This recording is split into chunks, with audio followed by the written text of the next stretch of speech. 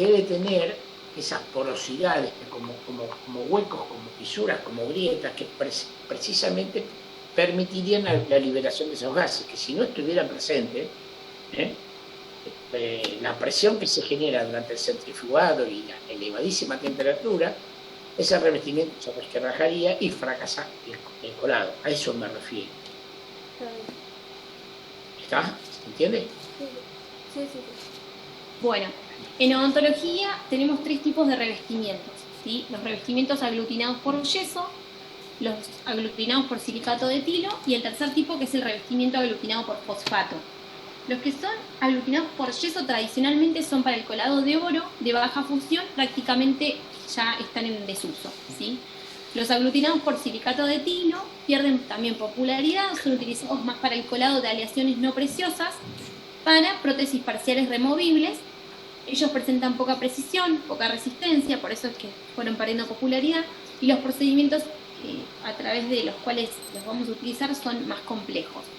Y el tercer tipo de revestimiento es aglutinado por fosfato y, bueno, satisface los requisitos de cualquier tipo de colado, generalmente en una aleación preciosa o no preciosa para prótesis metalocerámicas, inline, online, overlay, corona, puente o prótesis parcial removible, ¿sí?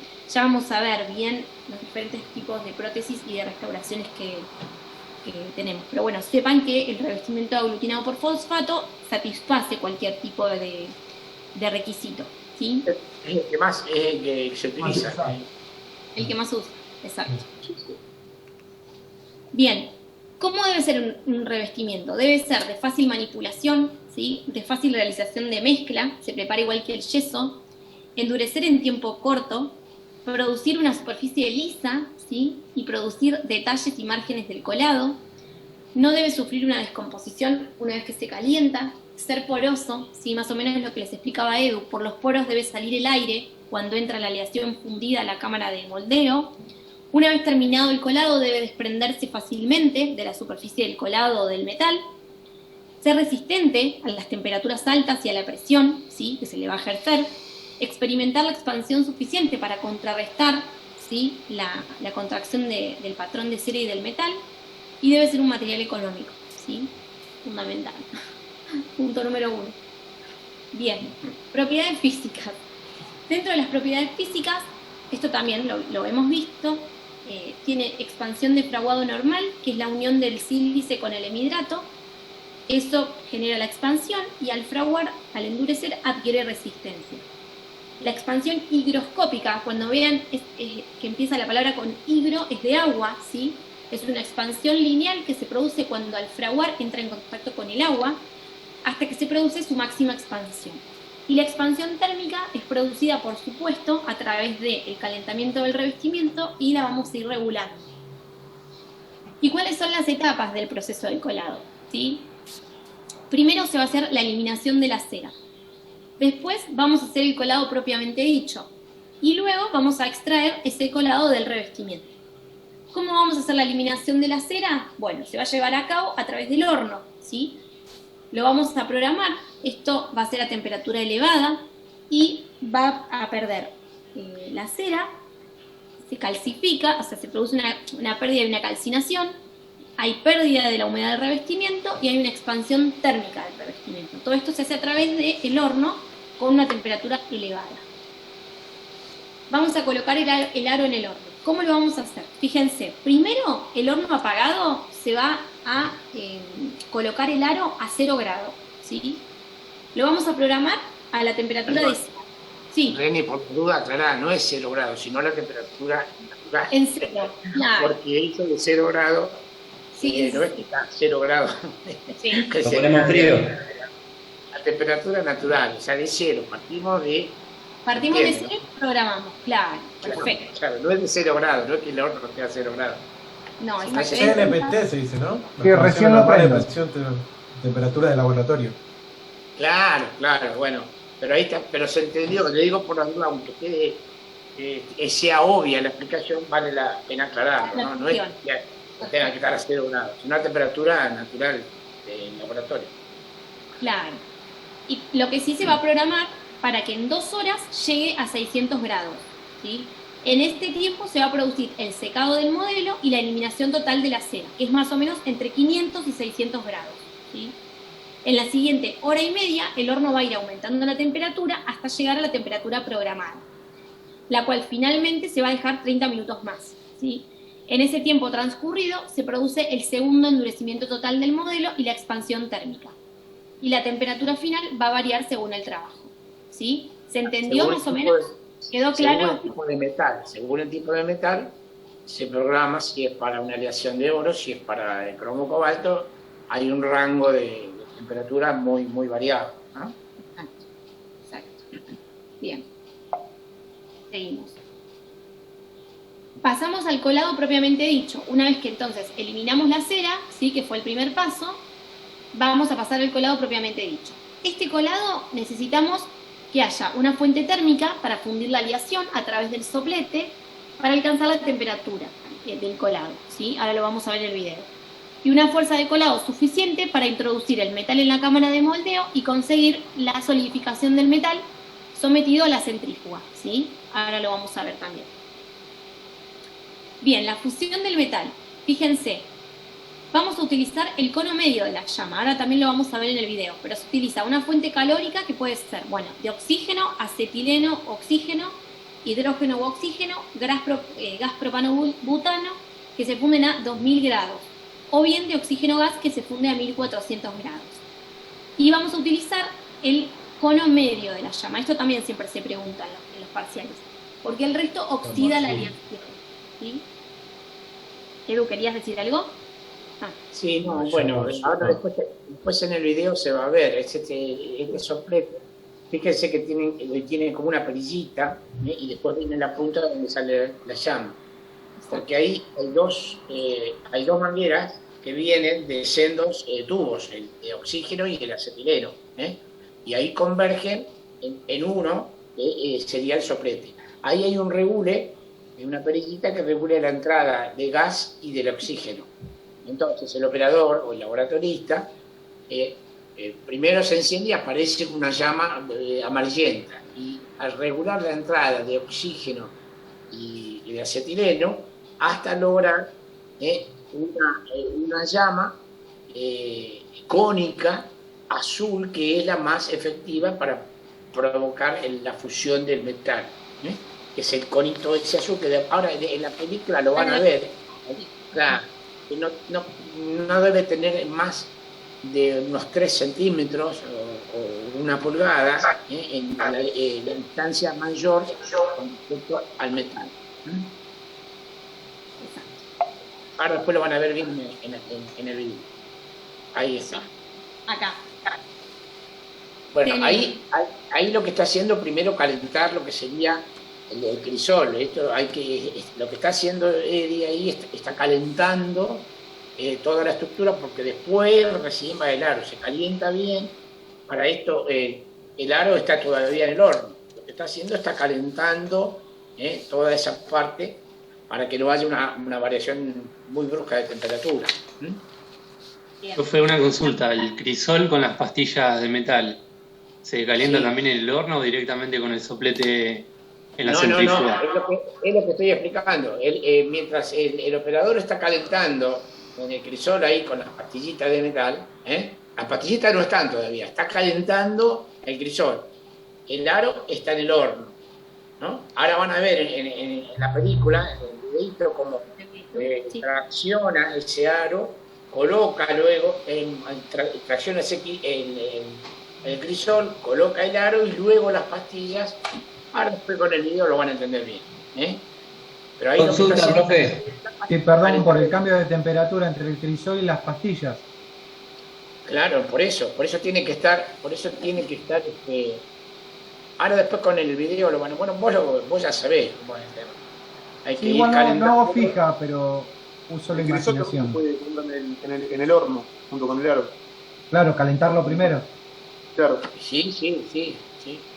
Una cosa, bueno, también es una explicación que parece obvia, pero supongo que lo deben haber entendido, que el aro que se coloca en el horno debe estar con lo que sería el embudo o la entrada boca abajo, que es como debe ser eliminada la cera. Es obvio que lo diga, pero por las dudas lo remarcamos, porque si lo dejamos boca arriba, por más que se calcine, se incinere la cera, pueden quedar vestigios o residuos, que pueden ser contaminantes de colado.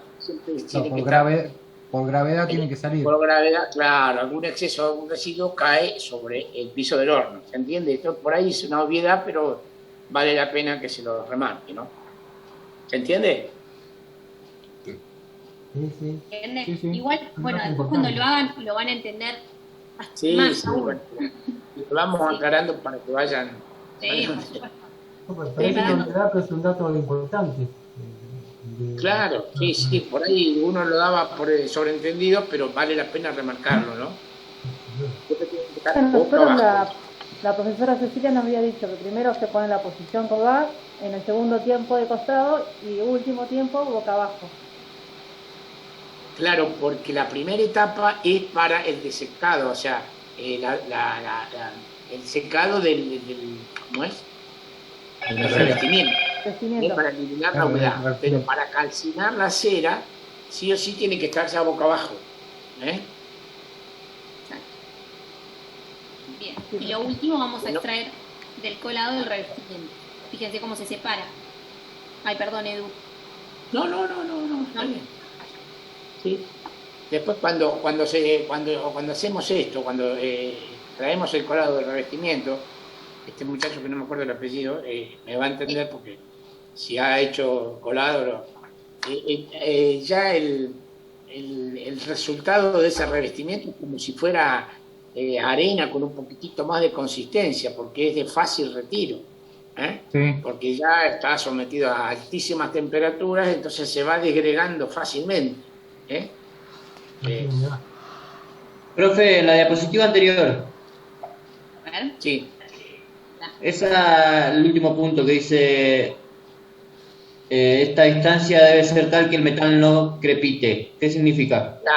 Claro, porque si nosotros vieron que les dije 23 milímetros, si estamos más cerquita de esa distancia, vamos a poner una pulgada, que es 2,3, bueno, menor que eso, es como que crepita porque estamos aumentando el punto de fusión y entonces estas pastillitas pueden explotar.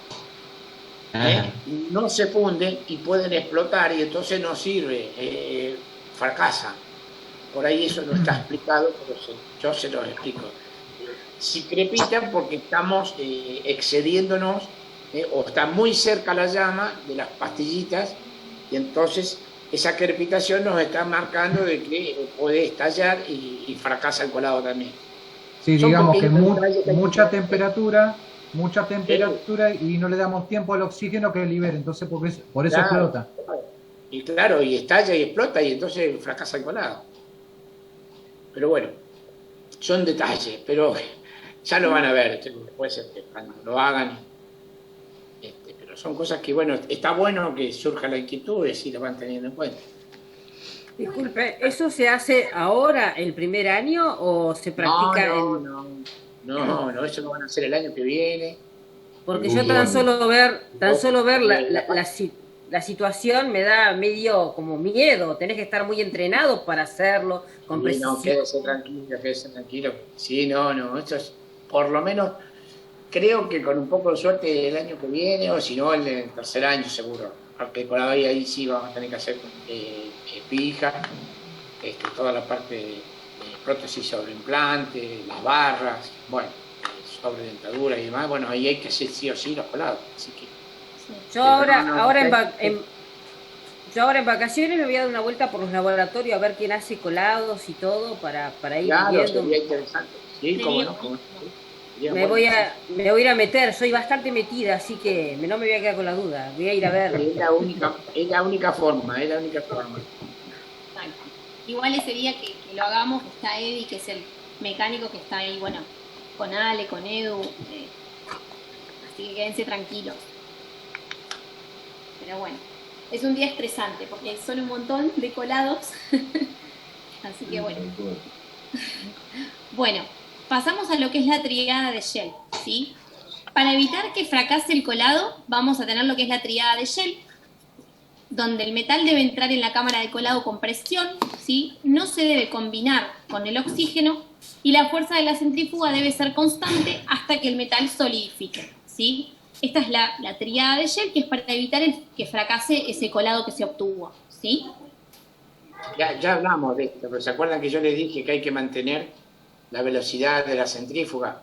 No hay que jamás tratar de frenarla. ¿Por qué? Porque si frenamos antes de tiempo la centrífuga, podemos llegar a provocar, por supuesto que involuntariamente, pero un defecto de colado de tal manera que se produzca un reflujo de ese fluido, es decir, o se frene, porque se va enfriando a medida que va corriendo por el bebedero, se va enfriando, y si nosotros lo frenamos se produce un reflujo y fracasa el colado. Entonces hay que mantener, una vez que se disparó la centrífuga, la dejan que siga trabajando.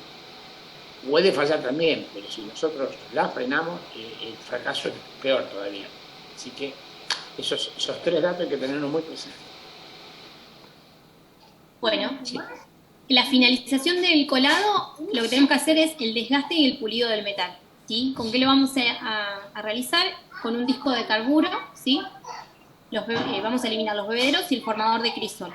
Se desgastan con alta velocidad las irregularidades y a lo último se va a producir un arenado que es con óxido de aluminio y sirve para eliminar todo el resto de óxido y de revestimiento, ¿sí? Muy bien. Bueno, una consulta, esto último, el arenado, una consulta. Sí. Sosa habla, ¿el arenado uno lo mete en una máquina o algo y se hace solo o es manual? Sí, no. Se llama arenador. Eso es como si fuera, a ver, no sé si conocen los gabinetes de revelado de placas radiográficas, algo parecido.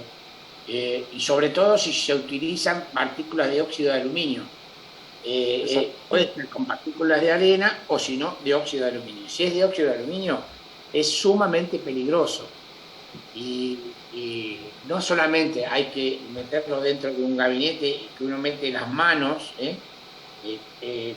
que hay como guantes como de amianto para protegerlo. Ah, ya lo vi, ya lo mostraron. Sí, es como los manipula con guantes y se ve.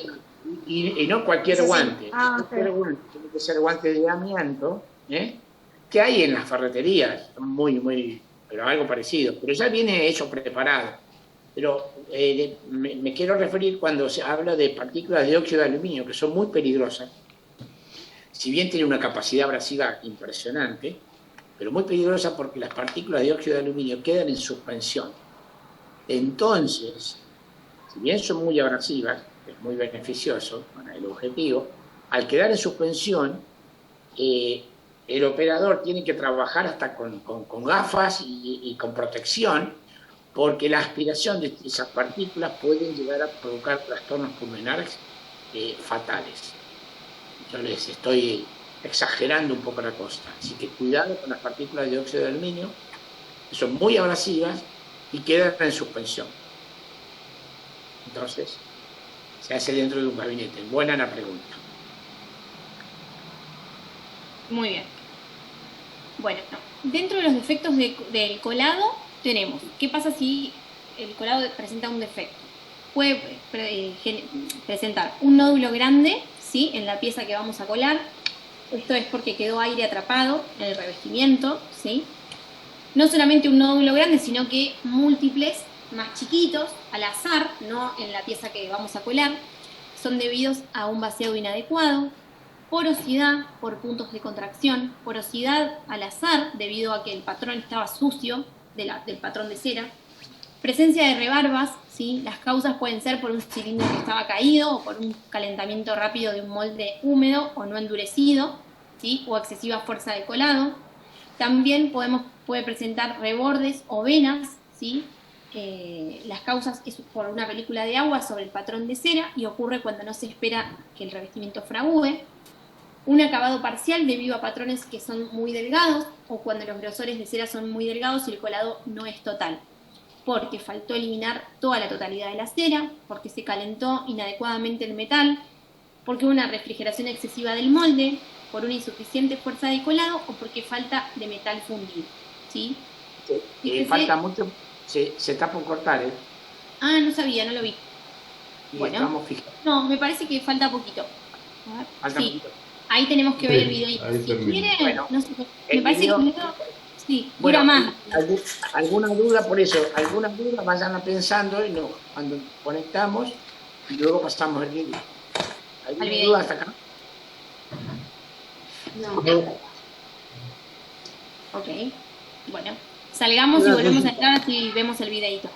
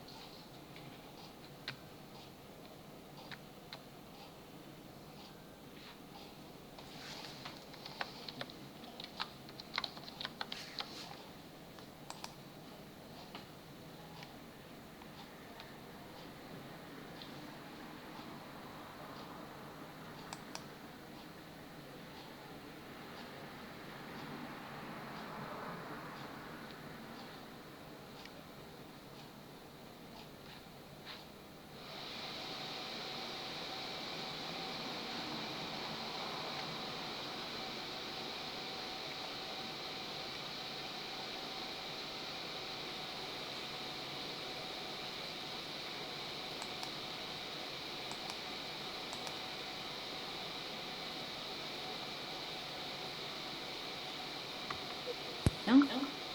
¿Va quedando alguna duda? ¿Algo para preguntar, para contar, para decir? Vayan estudiando. Cuando aparece una fisura, bueno, ¿se puede ver una puntada de soldadura?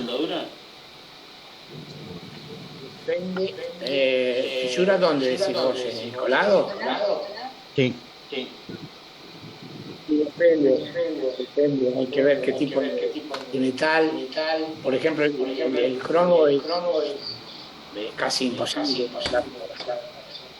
Si fuera otro tipo de metal más noble, como por ejemplo una aleación semipreciosa, podría ser preparado con metal de menor fusión. Cuando es una muy dura, como por ejemplo cromo cobalto, níquel, las fisuras son casi imposibles de preparar. Sí, eso iba a decir, por ejemplo, un aparato de ortodoncia o de ortopedia, se suelta una soldadura de banda, se limpia y se puede llegar a soldar con plata, pero un cromo cobalto es casi imposible. Claro, no. La plata es de baja, de muy Claro. baja. Claro. Digamos, el cromo cobalto donde se partió, se rompió, ya queda frágil, ya está. Sí. Pueden hacer intentos, pero fracasan. Y sí. No sé si está satisfecha la respuesta, la pregunta. Sí, perfecto, muchas gracias. No, por favor. Bueno, Chicos, sí, lo que les decía hoy, ahí les comparto el videito. Edu, lo que les decía es que seguramente después de las vacaciones sea el parcial, que vayan estudiando, ¿sí? Tienen el modulito, en el Moodle, tienen el módulo para estudiar, y cualquier duda, igual que que les haya quedado, nos quedan creo que 1 o 2 clases y después ya son las vacaciones y después ya tenemos el parcial. La idea es El hacer 11 igual. del 8 va a ser el parcial. El 8. Perfecto, el 11 del 8. O sea, el Si es segundo. que no se toma alguna medida. El segundo. No, esperemos que no haya ninguna complicación sanitaria. Esperemos. Exacto. Pero, a ver, vendría a ser el segundo miércoles de agosto. O sea, el segundo miércoles después de las vacaciones. Porque el primero va a ser como si fuera un integrador, un reparto, para que ustedes saquen todas las dudas, hagan todas las preguntas, que han estudiado durante las vacaciones. No digo que pasen las vacaciones estudiando, pero sí un poquito cada día y vayan anotando las dudas que tengas, y entonces ese miércoles va a ser un repaso para todos, ¿no? Va a servir, porque la pregunta de uno sirve para los demás. Perdón, ¿cuándo fue que dijo que iba a ser el parcial? Y el 11 del 8. a mano un calendario, pero creo que el segundo miércoles después de la vacación. Sí, Está diciendo El 8 el del 8, si no está el 8 el ¿ves? 8. Sí, Bien. Sí. El primero va a ser una especie de un repaso, el integrador. el 4. Y el 4 es. El 4 sería el repaso y el 11 sería... No el 8, el 11. No, pensé que escuché mal, pensé que había dicho el 8. Entonces el 11. Profe, ¿las materias del segundo cuatrimestre se empiezan a cursar luego de los parciales o esa semana se cursa y se rinde? No, generalmente es luego de los parciales. Sí, generalmente después del Ser parcial y tenemos que dar recuperatorio. Claro, 2 recuperatorios, seguramente 2 fechas de recuperatorio. Va a haber una fecha de recuperatorio. Yo calculo que se va a extender para fin de mes, arrancaría primera semana de septiembre, el segundo cuatrimestre. ¿Va a ser por módulo? ¿El parcial? Sí, el parcial por Moodle, sí.